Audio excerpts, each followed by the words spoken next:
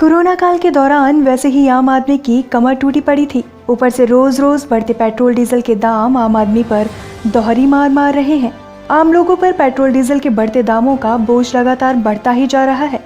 Petrol diesel के दामों में बढ़ोतरी का सिलसिला 13वें दिन भी बदस्तूर जारी है। आज भी पेट्रोल की कीमतों 51 पैसे और डीजल के दामों में 60 पैसे का इजाफा हुआ है।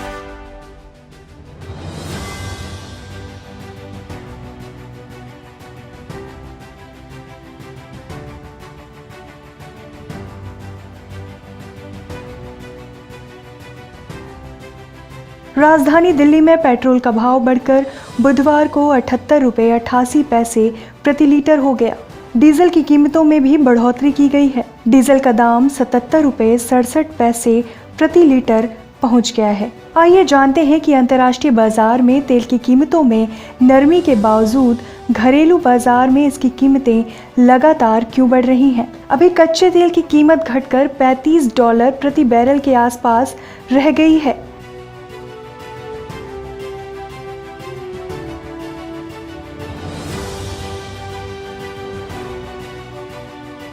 लेकिन पेट्रोल डीजल की कीमतों में उस हिसाब से कमी नहीं हुई है।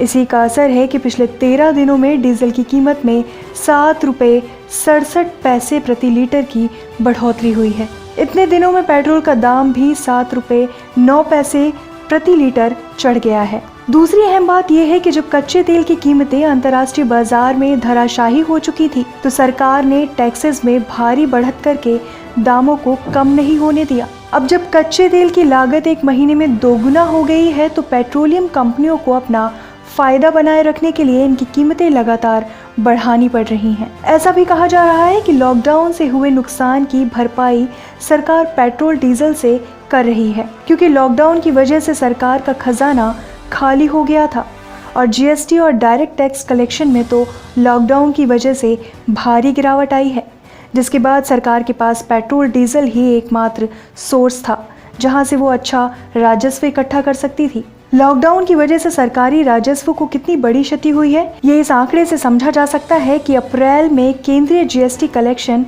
महज 6,000 करोड़ रुपए का हुआ, जबकि एक साल पहले इस अवधि में केंद्रीय कलेक्शन 47,000 करोड़ रुपए हुआ था।